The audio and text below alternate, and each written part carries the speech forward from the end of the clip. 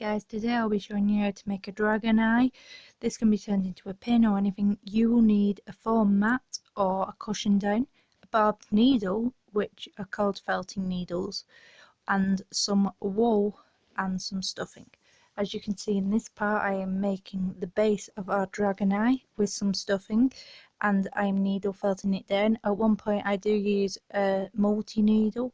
This multi-needle gets it done a lot quicker, but I would say with your first go, mostly to use the single, and mind your fingers, because it is very sharp, these needles, and I wouldn't suggest them to very young children.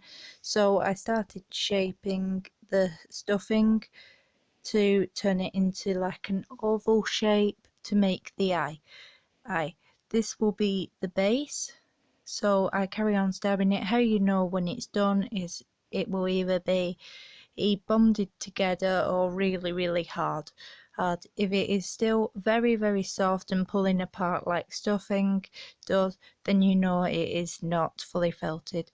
Carry on felting till you are happy with it. Of course you do need the barbed needle because the sewing needle will not work.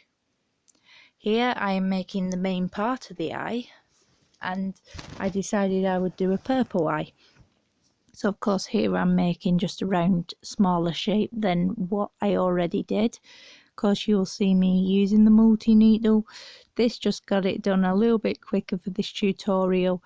Of course I'm doing this very fast, but it is not that I'm doing it fast. I've just speeded up the video for you guys. Please do take your time and mind your fingers. Of course I started moving the mat around and I could get a good shape of it.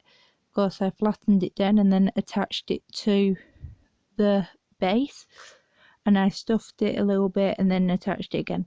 The stuffing, once you start adding the colour, you will realise that it will go hard, the eye. You just got to keep on doing it. So I did a design for what I wanted the eye to look like, and I decided a purple eye. So I got a few different shades of purples and pinks and stuff and started doing the eye. I started first going over the eye with the purple around the edge, just to seal the edge to make sure it stayed shut and weren't gonna open up on us. And then started covering the main part of the eye with the first base colour of our eye. This is used with felting wool, which is a woods dyed wool.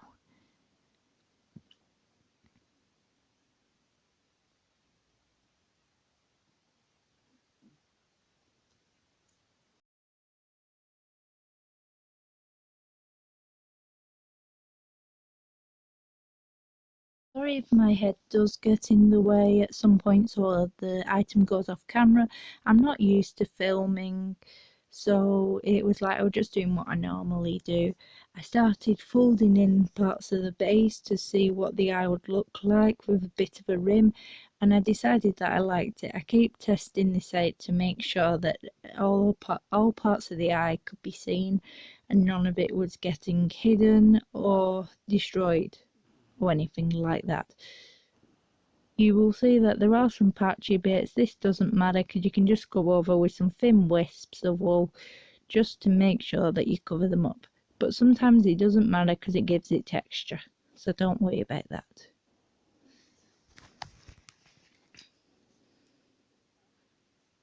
The next part you'll see me making the inside of the eye, so I decided I wanted it to be like a triangle shape to make it look a lot cooler. Please do not use scissors unless you have to. Mostly when you're ripping it off the ball of wool, you can just use your 2 fingers and rip it off. But I use scissors at the small parts, so then I don't have to rip anything off. I checked again what it would look like to make sure it was okay. Next I started adding shading to the bottom of the eye. I used a bit of a lighter colour and then I added on top. I'm sorry that my head gets in the way at this part. This part, of course, I'm making the colour around the edge of the eye to make sure that it looks really good. I used like a very light purple. I know it doesn't show up that much on here, but it was like a really light purple and gave a great texture to the side of the eye at the end, as you will see. This did take a while to do, and you need a lot of patience for this. And please mind your fingers with this part. I would suggest, if you are going to try this, to be really, really careful. Maybe have an adult with you just to make sure. Oh, I am sorry if you do prick your fingers with these needles, but it is just like one of them things that you will get used to. But please do be careful. This did take a long time. You don't have to do the exact thing that I did. You can use any colour. You don't have to do the thin lines.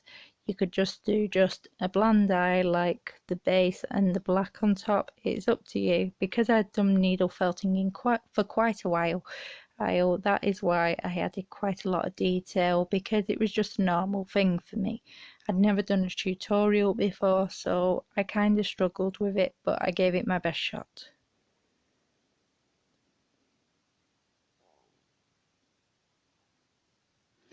I carried on adding some more shading around the bottom of the eye with this like pink colour to bring it out a lot more bolder and make it look a little bit more realistic. I tried my best with this, and of course it's like it came out really well. I am sorry if you see my fingers moving quite a lot. It's like I'm not doing this really, really fast. It's just I had to speed up the video. I next added a bit of white stuffing to the edge to make like a little pit of the eye, and then I started folding it in again to make sure it looked okay, then went round with a black line to make it look not vicious but make it look a lot cooler, then folded it in again. This is the part when I did started folding it all in, so I started at the top, moved down to make sure I got it all right and everything. Make sure to fasten the two pieces at the edges together and make sure they don't spring open on you. You can do any way that you like, but this is the way that I did it. I then added in the gap a bit of black just to give it a bit of a cool outline. This part at the back was a bit fluffy, don't worry about this, this is just a normal thing.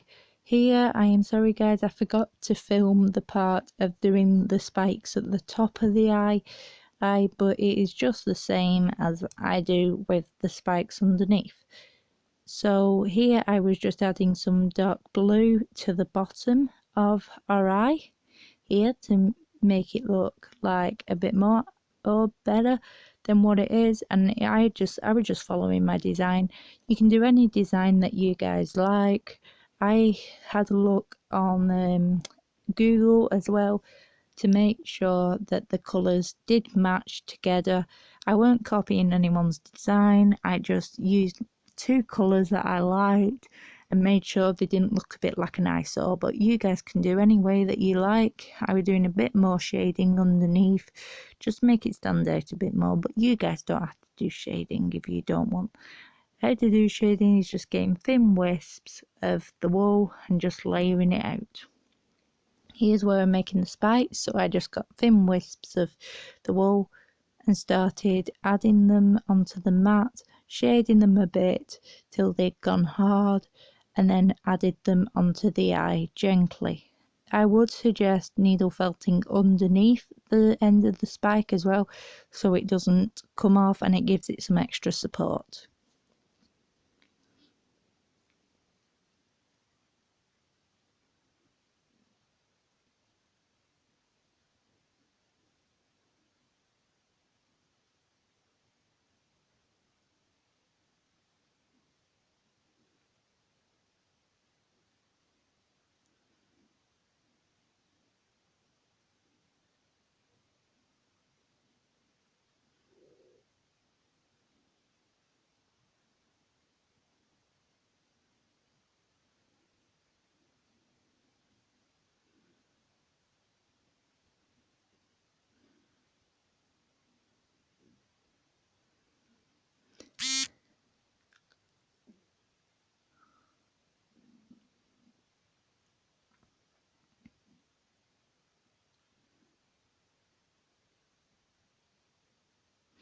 I then decided to fill in the end of the eye where it was white, just to make sure that I'd got it all round.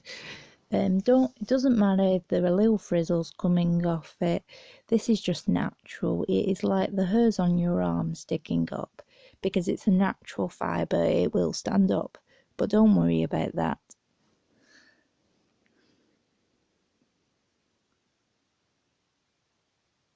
Here I was just going round the edge of the eye with like a scaly effect. I first started going round with a very light blue and then went round with a black outline to make it look more of a scaly effect.